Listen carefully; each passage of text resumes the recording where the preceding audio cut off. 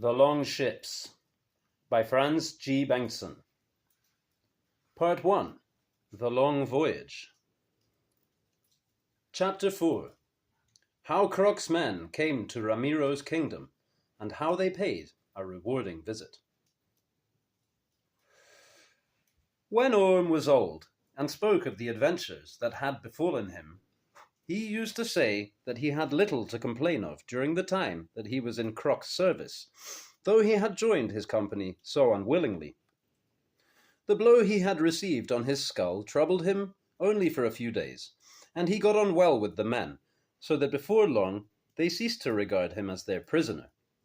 They remembered gratefully the good sheep that they had obtained from him, and he had other qualities that made him a good shipmate. He knew as many ballads as Bersa, and had learned from his mother to speak them with the intonation of the bards.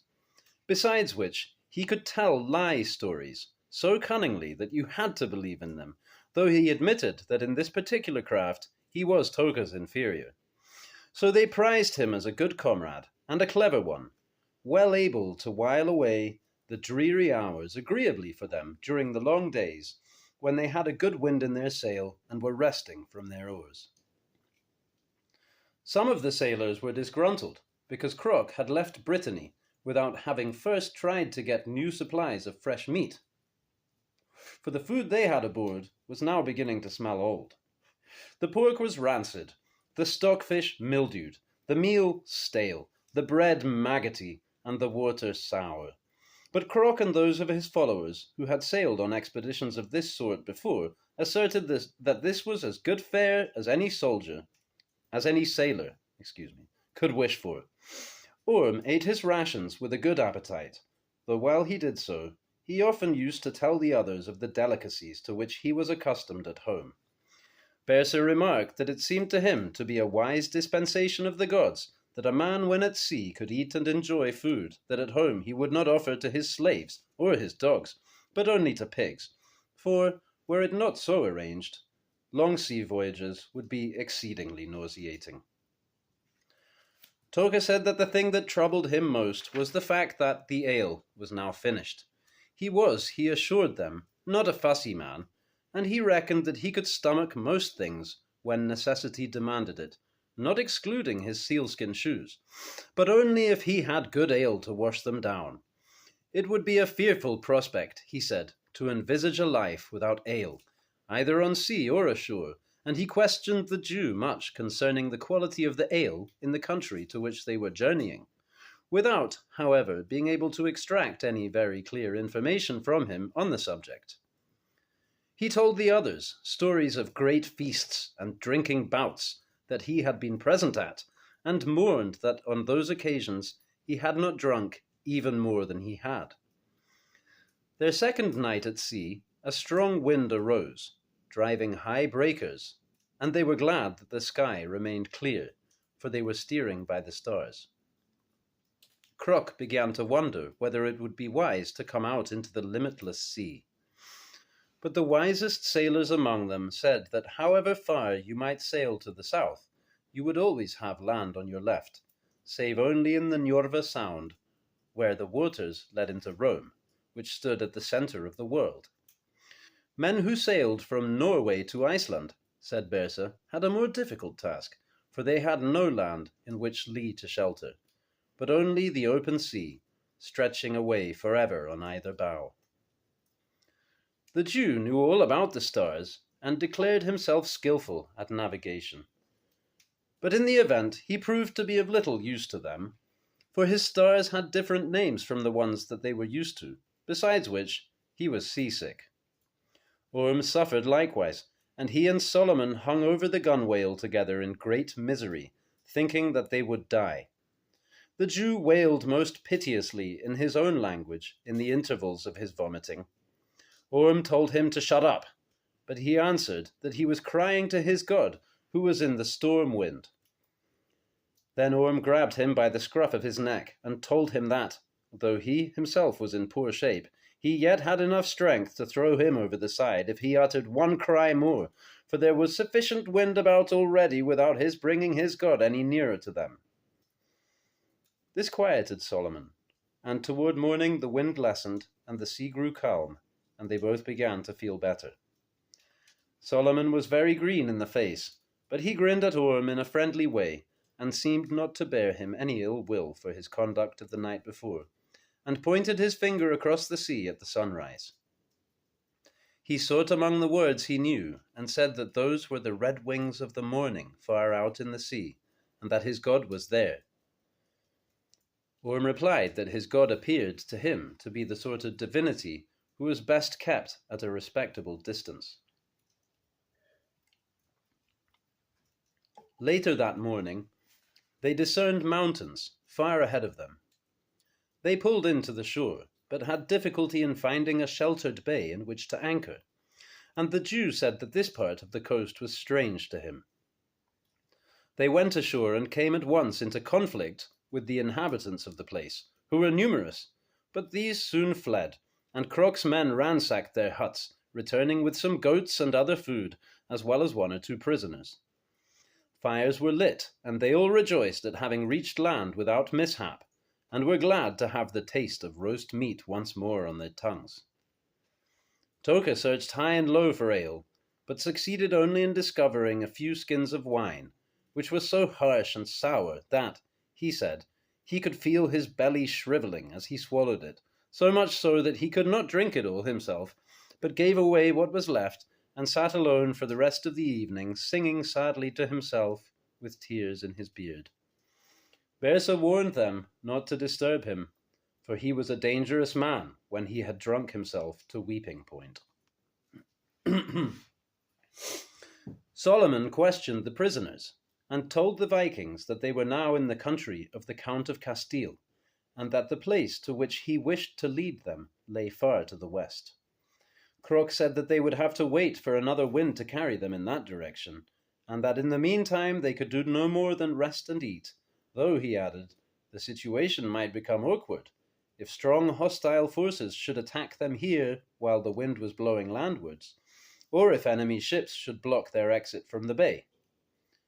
But Solomon explained, as best he could, that there was little danger of this, for the Count of Castile had hardly any ships at sea, and it would take him some time to gather a sufficient force to cause them trouble. In former years, he told them, this Count of Castile had been a powerful ruler, but nowadays he was forced to bow the knee to the Moorish Caliph in Cordova, and even had to pay him tribute, for saving only the Emperor Otto of Germany and the Emperor Basil of Constantinople, there was now no monarch in the world as powerful as the Caliph of Cordova. At this the men laughed loudly, saying that the Jew was doubtless saying what he supposed to be the truth, but that he obviously knew little about the subject. Had he, they asked, never heard of King Harald of Denmark, and did he not know that there was no king in the world as mighty as he? Orm was still groggy after his seasickness, and had little appetite for food, which made him afraid that he might be sickening for something serious, for he worried continually about his health. He soon curled up in front of one of the fires and fell into a deep sleep. But during the night, when the whole camp was still, Toka came and woke him. With tears streaming down his cheeks, he protested that Orm was the only friend he had, and that he would like, if he might, to sing him a song that he had just remembered. It was about 2 bear cubs, he explained, and he had learned it as a child at his mother's knee, and it was the most beautiful song he had ever heard. So saying, he sat down on the ground beside Orm, dried his tears, and began to sing. Now, it was a peculiarity with Orm that he found it difficult to be sociable when he had just been waked out of sound sleep. However, he voiced no protest, but merely turned over on his other side and tried to go back to sleep. Toka could not remember much of his song, and this made him miserable again. He complained that he had been sitting alone all the evening, and that nobody had come to keep him company. What had hurt him the most, he said, was the fact that Orm had not once given him so much as a friendly glance to cheer him up, for he had always hitherto regarded Orm as his best friend, from the first moment that he had set eyes upon him. Now, though, he realized that he was, after all, only a good-for-nothing blackguard like all Scanians, and when a puppy like him forgot his manners, a good sound hiding was the only remedy. So saying, he got to his feet to look around for a stick, but Orm, who by this time was fully awake, sat up. When Toka saw him do this, he tried to aim a kick at him, but as he raised his foot, Orm snatched a branch out of the fire and threw it in Toka's face. Toka ducked in the middle of his aiming his kick and fell on his back, but he was on his feet again in an instant, white in the face and blind with rage. Orm too had leapt to his feet, so that now they stood facing each other. It was bright moonlight, but Orm's eyes were flickering a dangerous red as he threw himself furiously on Toka, who tried to draw his sword. Orm had laid his aside and had not had time to lay hand on it. Now Toka was a huge and powerful man, broad in the loins and with tremendous hands, while Orm had not yet grown to his full strength, though he was already strong enough to deal with most men. He secured a lock on Toka's neck with one arm and pinned Toka's right wrist with his other hand to stop him drawing his sword. But Toka took a good grip on Orm's clothing, lifted him from his feet with a sudden jerk, and threw him over his head like a starfish. Orm, however, managed to hold his lock, though it felt as though his spine would snap at any moment, and twisting around, got one of his knees into the small of Toka's back. Then he threw himself backwards, dragging Toka down on top of him, and exerting all his strength, succeeded in turning him over, so that he had Toka under him with his face in the dust. By this time several of the others had been roused, and Bersa ran toward them with a rope, muttering that what else could you expect if you allowed Toka to sozzle himself like that? They bound him fast, hand and foot, though he struggled wildly to stop them. He quieted down after a short while, however, and before long he was shouting at Orm that he had now remembered the rest of the song. He began to sing it, but Bersa threw water over him, whereupon he fell asleep.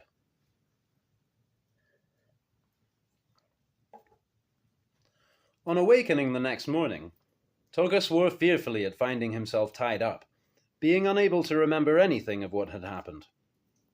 When they told him, he was full of remorse for the way that he had behaved, and explained that it was his great misfortune that drink sometimes made him difficult. Ale, he said, translated him completely, and now, regrettably, it seemed that wine was going to have the same effect. He inquired anxiously whether Orm now regarded him as his enemy, in view of his conduct of the previous night. Orm replied that he did not, adding that he would be delighted to continue the fight amiably any time that Toka felt so disposed, but he begged that Toka would promise him one thing, namely that he would abstain from a song, for the rasp of a night-jar or the croaking of an old crow on an outhouse roof was far more melodious than his nocturnal serenading. Toka laughed and promised that he would try to improve his talents in that respect, for he was a kindly man, except when ale or wine distorted his nature.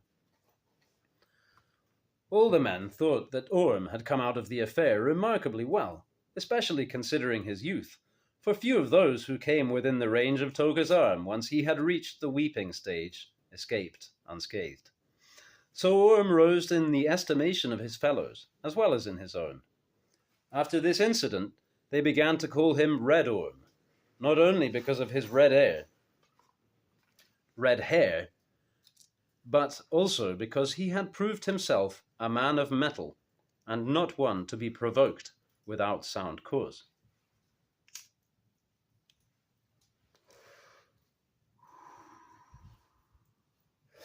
After some days, a good wind sprang up, and they put out to sea. They kept well away from the land, to avoid dangerous currents, and headed westwards along the coast of Ramiro's kingdom until they had rounded the cape. Then they rowed southwards along a steep and broken coast, proceeding through a small archipelago, which reminded the men of their own group of islands, off Blekinge. At length they reached the mouth of a certain river, for which the Jew had been keeping a lookout. They entered the river on the flood tide, and rowed up it until they were halted by weirs. There they went ashore and held council. Solomon described the journey that lay ahead of them, saying that bold men might march in less than a day to the fortress of the man upon whom he wished to be revenged, one of King Ramiro's margraves, a man called Ordono, the most villainous and scoundrelly bandit, he said, in all the shores of Christendom. Krok and Bersa questioned him closely concerning the fortress, asking him questions of its strength and situation, and how large an army the Margrave kept to defend it. Solomon replied that it laid in such a craggy and deserted tract of the country that the Caliph's army, which consisted largely of cavalry, never came near it. This made it an excellent hideout for a bandit, and there was great wealth contained within its walls. It was built of oak trunks and was protected by an earthen dike, surmounted by a stockade, and its defenders might be reckoned to number at the outside 200 men. Solomon thought that they probably did not keep careful watch, because its situation was so remote, and indeed, the majority of the Margrave's men were often absent, marauding in the south.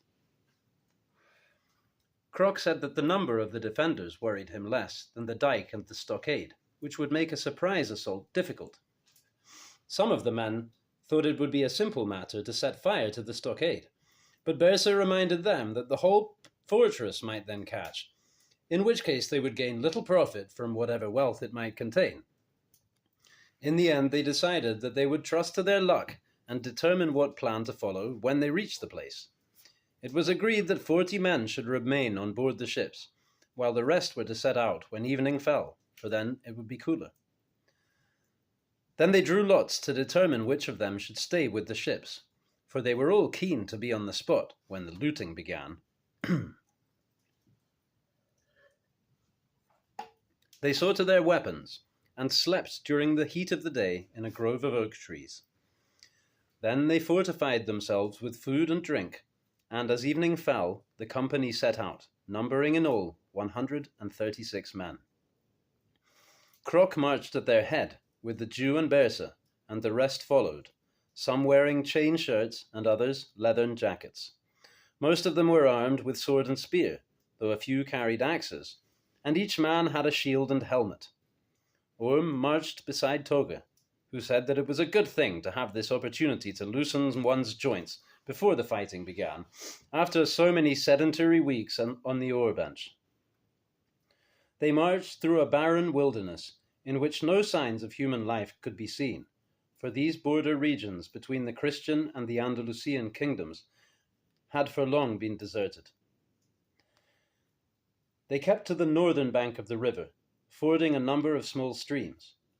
Meanwhile, the darkness thickened, and after some hours they rested and waited for the moon to rise.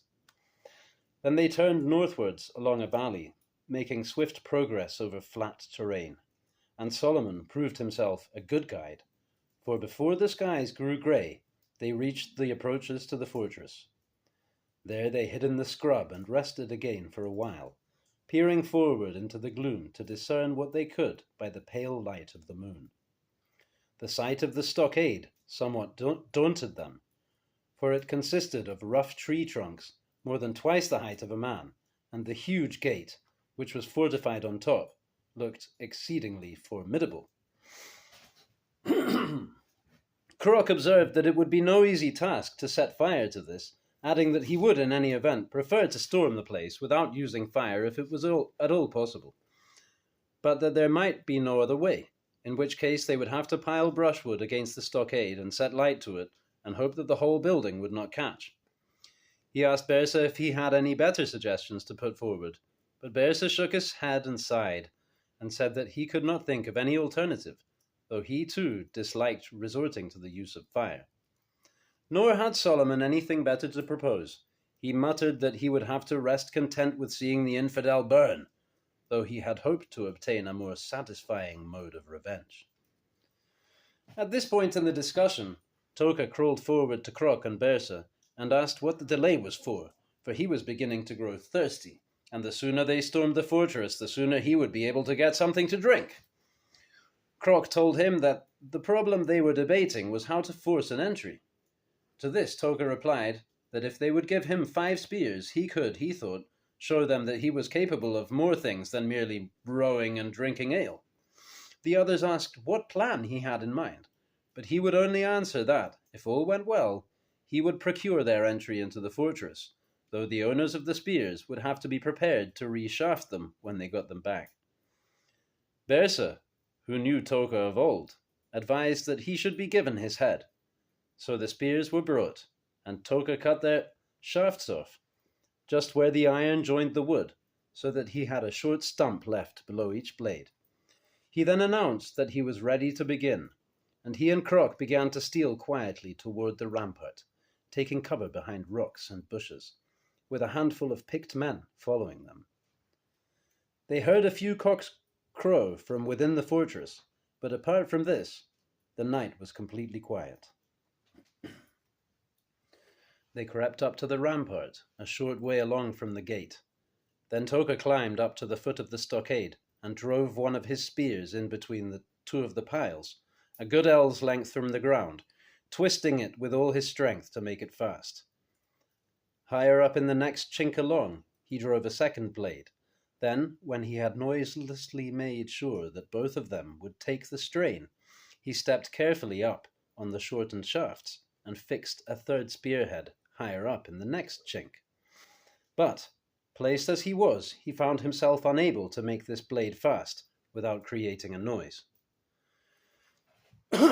Toka, Krok, who had by now realized what Toka had in mind, signed to him to come down, whispering that they would have to do a bit of hammering now, even at the risk of disturbing certain sleepers from their slumber.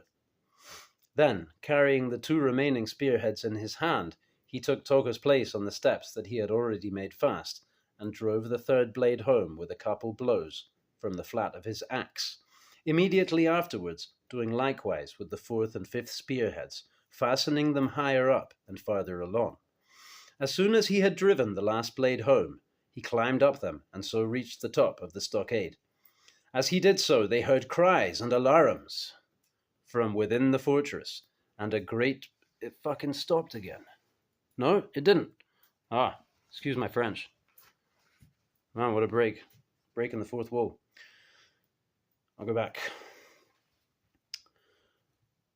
Then, carrying the last 2 remaining spearheads in his hand, he took Toka's place on the steps that he had already made fast. As soon as he had driven the last blade home, reached the top, cries and alarums from within the fortress, and a great baying of horns. But others of the Vikings followed Krok swiftly up Toka's ladder, as fast as they could clamber, and joined him at the top. Along the inside of the stockade, there ran a wooden bridge for bowmen to stand on. Krok and his followers jumped down onto this, encountering some men armed with bows and spears, and still drowsy with sleep, who ran out to intercept them, then cut them down. By this time they were being assailed with arrows from the ground, and 2 of them were hit, but Krok and the others ran along the bridge to the gate, and there dropped to the ground, in hope of being able to open it from within, and thus admit the rest of their comrades.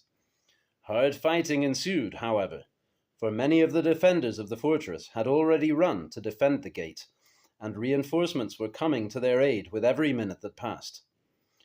One of the 20 men who had followed Krok up the ladder was hanging from the stockade with an arrow in his eye, and 3 others had been hit in their passage along the bridge, but all those who had managed to reach the ground safely packed themselves together in a tight phalanx, and raising their battle cry, fought their way with spear and sword to the gate.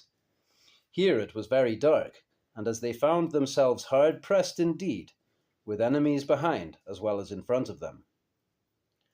Then they heard their battle cry answered from without, for the men waiting on the hillside had run forward to the rampart as soon as they had seen that the attempt to scale the stockade had succeeded, and many of them were hacking at the gate with their axes, while others clambered up Toka's ladder and dropped down inside the fortress to assist their companions who were fighting within the gate.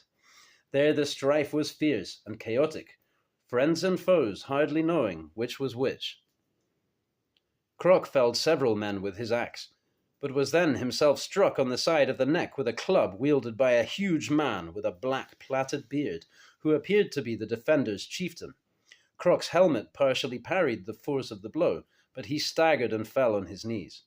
At length, Toka and Orm succeeded in fighting their way through a tangle of men and shields, so tightly packed that it was impossible to use a spear, but the ground so greasy with blood that their feet several times all but went from under them, and managed to draw the bolts of the gate.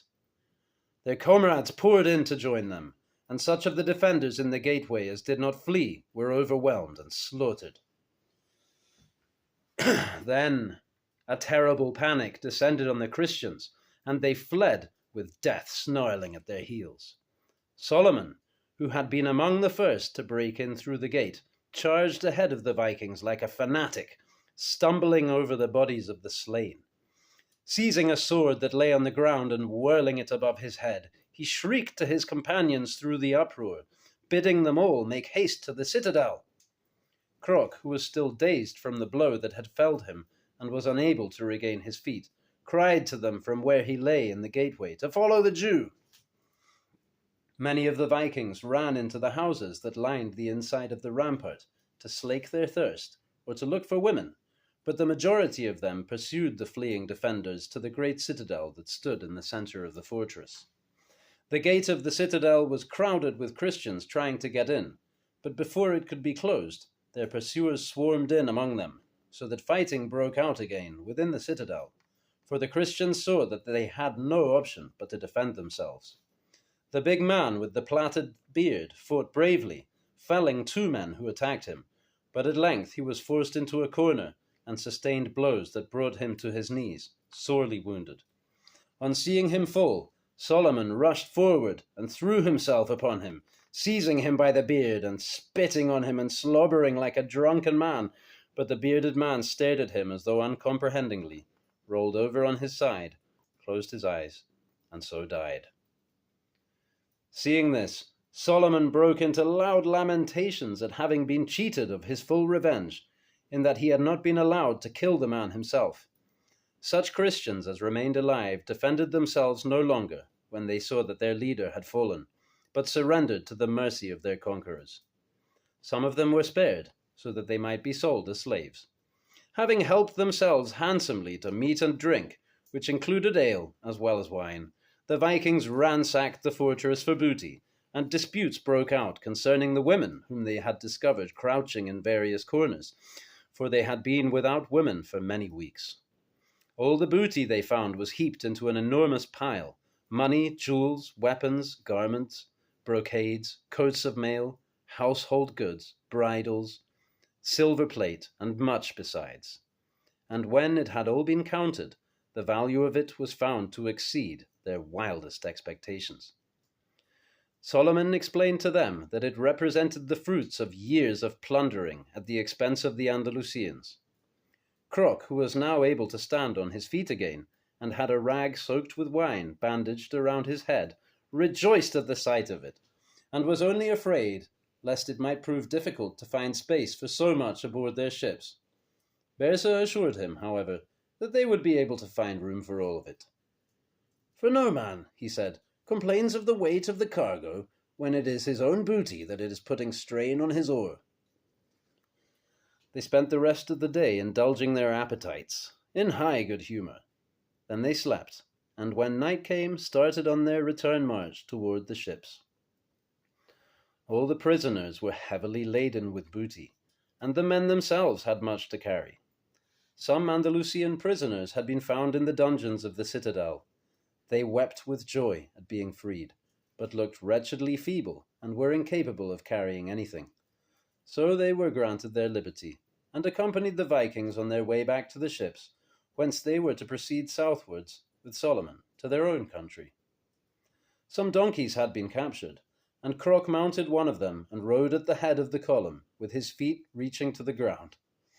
The other donkeys were led beside him, laden with food and ale, but their loads were speedily lightened, for the men stopped frequently to rest and refresh themselves. Bersa tried to hurry them on, that they might reach the ships as soon as possible. He was afraid lest they might be pursued, for some of the defenders of the fortress had managed to escape, and could have ridden far enough to have procured help. But the men paid little attention to his exhortations, for they were in high spirits, and most of them were befuddled with drink. Orm had taken a bale of silk, a bronze mirror, and a large glass bowl, which was proving awkward to carry. Toga had a big wooden box balanced on his shoulder, finely embossed, and full of various objects, while with his other hand he was leading a girl who had taken his fancy, and whom he wanted to hold on to for as long as possible. He was in excellent spirits, and expressed to Orm the hope that the girl might turn out to be the Margrave's daughter, but then he grew melancholy, beginning to doubt whether there would be room for her aboard the ship. He was unsteady on his feet, on account of the quantity he had drunk, but the girl seemed already to be solicitously disposed toward him, and supported him when he stumbled. She was a well-proportioned and very young, and Orm said that he had seldom seen a finer girl, and that it would be a good thing to have a woman luck as good as Toga's. But Toga replied that, despite their friendship, he could not share her with Orm, for she appealed to him very particularly, and he wished to keep her for himself, if the gods should permit this to be. At last they reached the ships, and the men who had remained on board were greatly jubilant at the sight of such rich booty, for it had been agreed that this was to be divided among them all. Solomon received many expressions of thanks from them all, and various costly presents. Then he departed, together with the prisoners whom they had freed, since he was anxious to get clear of the Christians' country as soon as he could. Toga, who had not yet stopped drinking, began to weep when he heard that Solomon had left them, saying that now he had nobody to help him to converse with his girl.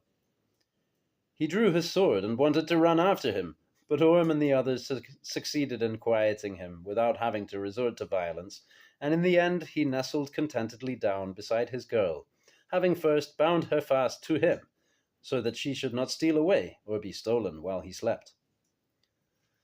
The next morning they began to share out the booty, which proved to be no simple task. Everybody wanted to have as big a share as the next man, but it was decided that Krok and Bersa and the helmsman and one or two others should have 3 times as much as the rest. Even then, though the business of sharing everything out fairly was allotted to the wisest among them, it was difficult to satisfy everyone. Bersa said that, as it was largely due to Toga that the fortress had been taken, he too ought to have a triple share, and they all agreed that this should be so. But Toga replied that he would be content with his single share if he might be allowed to bring his girl on board and keep her there without anyone objecting. "For I should dearly like to bring her home with me," he said, "even though I cannot be completely sure that she is the Margrave's daughter. I am already getting on excellently with her, and when she is able to speak our language and we can understand each other's conversation, it will be better still." Bersa remarked that this might not turn out to be such an advantage as Toga supposed, and Krok added that the ships were going to be so heavily laden with all the booty they had won, that even allowing for the fact that they had lost 11 men in the fight, he doubted whether there would be room for the girl on board, as things were. They would probably have to leave some of the less valuable booty behind. At this, Toga rose to his feet, lifted the girl onto his shoulder, and commanded them all to have a good look at her, and to note how beautiful she was, and what a fine figure she had.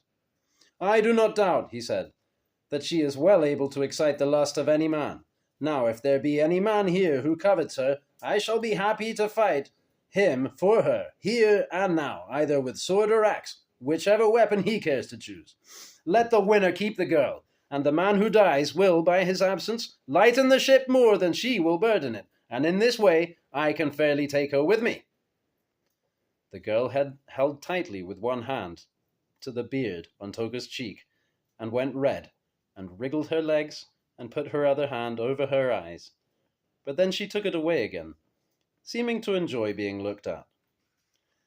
They all thought that Toga's proposition had been cunningly devised, but none of them elected to fight with him, despite the beauty of the girl, for they all liked him, and besides, feared him for his strength and his skill at arms. When all the booty had been shared out and stored aboard, it was decided that Toga should be permitted to bring his girl aboard Krok's ship, even though it was heavily laden, for they agreed that he had deserved such a reward for his part in the storming of the fortress. They then held council regarding the question of the homeward voyage, and agreed that they should return along the Asturian and Frankish coasts if the weather was bad, but if it was good, they should try to make for Ireland, thence to proceed homewards round the Scottish islands, for with such booty as they had, it would be taking an unnecessary risk to sail through frequented waters, where they might encounter other ships. They ate and drank as much as they could hold, having now an abundance of food and drink, more indeed than they could take with them. And all the men were merry and excited, telling one another what they would buy with their newfound wealth when they reached home. Krok was by this time himself again, but the captain of one of the other ships had fallen in the fortress, and Bersa took command of his vessel. Toka and Orm sat down to their old oars in Krok's ship, finding it easy work with the current to help them, and Toka kept a close eye on his girl, who spent most of the time sitting by him, and was careful to see that nobody came near her without good cause.